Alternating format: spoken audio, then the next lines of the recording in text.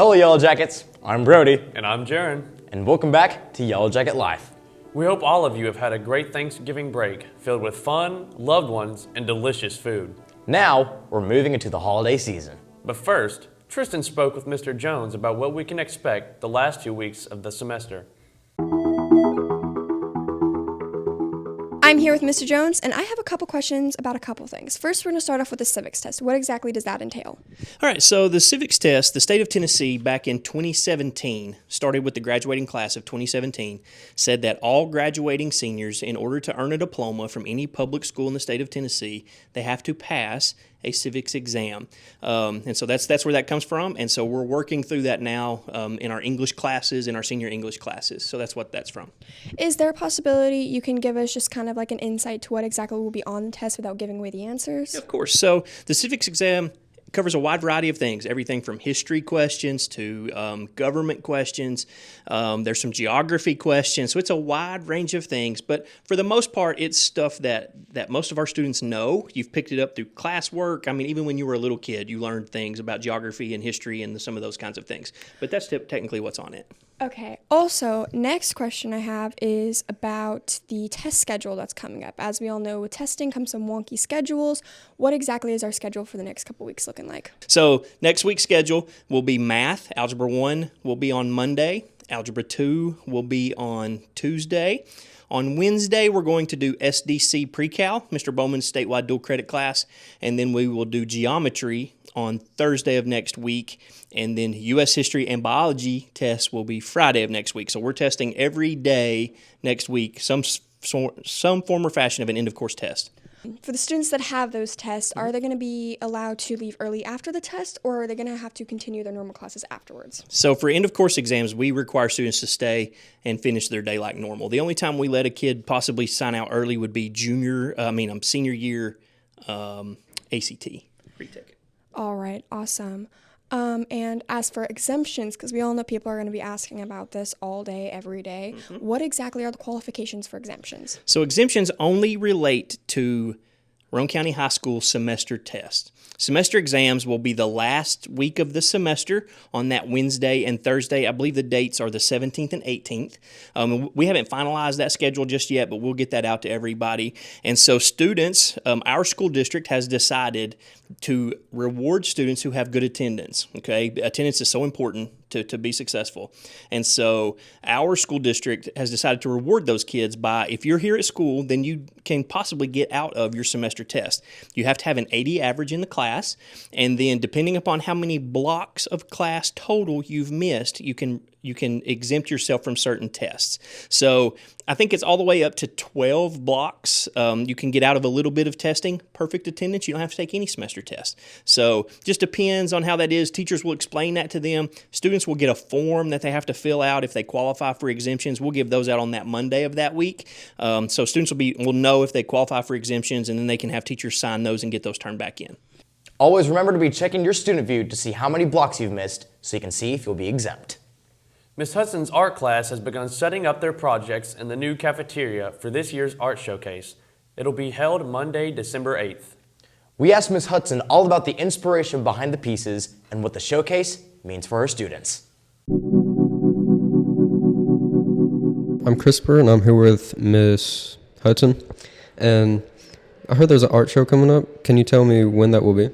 That'll be Monday right after school, and the pieces will be hung in the new cafeteria, but we have 2 blacklight art shows this year. All right. Can you tell me what was used to do the blacklight? Fluorescent paint was used to do the blacklight art shows, and we have one that's called Greek art, and the second one is called Christmas Capers, and it's where famous paintings are stolen by Christmas. All right. Who was involved in making these art shows? The art show, all the art classes are involved. So we have Art 1 all the way through Skinny and AP. So we have 5 levels that are involved in our art shows. Can you tell me more about the art show? Yes, it'll be open right after school, but if you can't stay to the awards ceremony, we have something called a kudos bag. So you could leave notes and compliments for some of our artists. Come out to see all of the works of art to support the RCHS art class. Dr. Golden's psychology class set up exhibits in the library centered around Alzheimer's and dementia. Dr. Golden gave us the details about the steps and information the class put together to create this unforgettable exhibit. I'm DJ, and I'm here with Dr. Golden to ask him some questions about his class's recent project on Alzheimer and dementia. So, when it comes to this project, what exactly was it? Well, this was a project where students were expected to become experts in one aspect of Alzheimer's. So, like examples of projects would have been brain biology associated with Alzheimer's. One group was assigned to do interviews with people who've been affected and their families by Alzheimer's and so forth. So, these projects, how did they make them? Like, what was the general, was it in person? Did they make videos? They worked in groups for the most part, and they were to use a poster board, but use a poster board as a discussion point, right? So using a poster board, explain what the relevance is of a certain subtopic of Alzheimer's. And now, why is it important that all of us should understand this and know these things? I think it's super important, not just because it's really interesting, but also because it's going to affect everybody in our lives at some point. Alzheimer's is growing as a diagnosis, and at some point, all of us are going to have somebody in our lives who's affected by Alzheimer's. It's a very debilitating, it's a horrible disease to have in the family. Thank you. Now, I've been hearing some chatter from Peyton that he has some thoughts about a certain teacher. Really? Who is it? Let's find out in this week's Peyton Panics. Okay, everybody just calm down. Actually, no, I need to calm down. I'm spiraling, I'm free falling. I'm basically doing emotional parkour without a helmet because apparently, after 3.5 years of successfully avoiding the most terrifying force in modern education, I might have to take Mrs. Smith's English class to graduate in May. Yes, that Mrs. Smith, the one who glares at you so hard your posteriors straighten themselves out. The one who deducts 10 points if your thesis statement lacks emotional maturity. The one who made Josh cry because he split an infinitive. I mean, how was he supposed to know? He barely splits his lunch sandwiches evenly. I've spent my entire high school career running from her like she's the final boss in a video game. I built my schedule like a military operation. Freshman year, no thanks, I'll take creative writing. Sophomore year, I'll do journalism. Newspapers still exist, right? Junior year, film lit, seems educational. Senior year, AP English? Absolutely not. Not if she's teaching it. Nope, I choose happiness. And now my counselor, who I thought liked me, says, Peyton, it appears you're missing one traditional English credit. Missing? Missing? Like I lost it? Like it fell in my pocket somewhere between algebra and lunch? So now I'm thinking, this is it. This is how I go down. Not because of clowns, not because of calculus, no. I will be defeated by a woman who writes grammar corrections on birthday cards. What if I show up and she says, welcome, Peyton, I've been expecting you. And the light flickers and the dictionary growls. And she hands me a syllabus thicker than my self-esteem. But I have to graduate, I have to. My mom already bought the class of 2026 decorations. She'll return me before she returns those.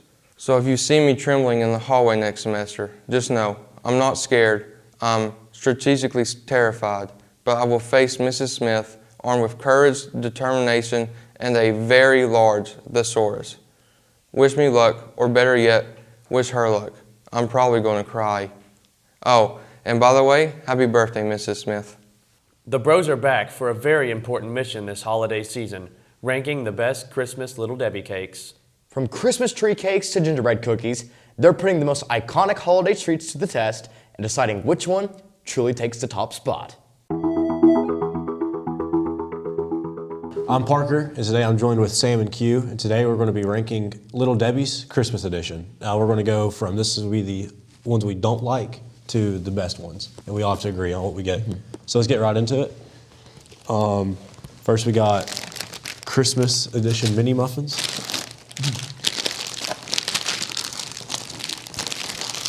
So let's see what we get into here. Can't open the bag. I'm not gonna lie, I don't like these. I mean, it's all right. I don't like these. Yeah, we got mine to put those over there. I'm not wrong. Okay.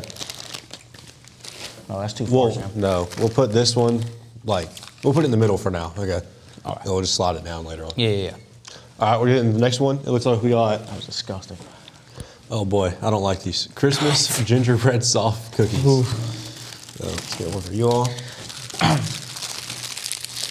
Mine's already broken. That's when these points off. Kind of looks like you, Sam. Yeah. No, it's actually kind of built like Peyton. Yeah, okay, so I think I know where this is going. I'm not gonna lie. Okay, this is immediately going to the end. This is This is quite the worst possibly, one? stop putting them over here, Sam. Put it in the end. Quite possibly the worst Little Debbie I've ever tasted. I never liked gingerbreads in my life. That's disgusting. Yeah. That is Awful. That's Slide pitiful. these down. That's pitiful. That's disgusting. Now, I'm already saying these are my personal favorite. The white Christmas tree cakes, specifically the white box. yes. Probably the best one they've ever made. There you go. There you go. Cheese. Y'all see how smooth that was? So, I remember I used to down like 3 boxes of these. It's just automatic greatness. Yeah. This is quite possibly the best thing I've ever put in my mouth. I don't like this, You don't like honestly. it? I don't like Okay, it. can we- I think it's like third. But can we agree that's better than these two? Yeah, yeah. So That's, just put yours right here then. Yeah. Because Sam's going to eat his. Yeah. that's disgusting. All right, and little curveball here. This isn't Christmas, but there's a huge debate going on about what's better, the Christmas trees or these. And this might be just for you. It's zebra cakes. Oh, zebra cakes? I never Yeah. had those before. Here, you can share, Sam. I'll crack open the lounge right here. Thank you. I'm not gonna lie. This might be worse than gingerbread. I'm not gonna lie. You think it's worse than gingerbread? Honestly, I don't like this at all. I had to spit it out. I don't like it, honestly. It feels like those Swiss rolls. You know what I'm talking about? It's disgusting. I don't really This mess is with better. this. For sure. Can you agree this is better? Yeah, This it's is better, better. but it's still not the best. Okay. Here, you Well, we got one more thing. get rid of this. I've actually never had these before. I didn't know they made these. Christmas Nutty Buddies. Oh. Going right back on the topic of Christmas. This will be the last thing we rate. So, to be honest with you. Oh, it's singles right there. Ain't that a Thank you, surprise? Chief. Yeah, I don't know how I'm gonna feel about this one. Yeah. This might be the best thing on here. I'm not gonna lie. This might be the best thing on here. That's not ridiculous to say. It's not ridiculous. It is pretty This good. might be the best one. It is pretty good. I think this is the best one. You know what? This might be the best one. This, They did change the recipe on these. I can't agree with them anymore, so I will agree with putting this number 1. I'm not even gonna hold Thank you. you. Thank you. Now, It's not ridiculous. as a whole, we can all agree that these gingerbread things are the worst thing. yes. Yeah, those are- Worst those are the Christmas worst I've ever thing. They're tried. disgusting. But I think we like flip these two low key. This is Well, this is I can agree with that. You agree with that, Sam? Yeah. I guess. what I Yeah, I thought. guess. So we can tell that just the Christmas ones are obviously better unless it's gingerbread. But gingerbread's disgusting. that's all we got for you. Thank you for listening to us and joining us, and have a great day. That concludes this week's episode. And to wrap things up, let's look back at a few highlights from this year's Kingston Christmas Parade.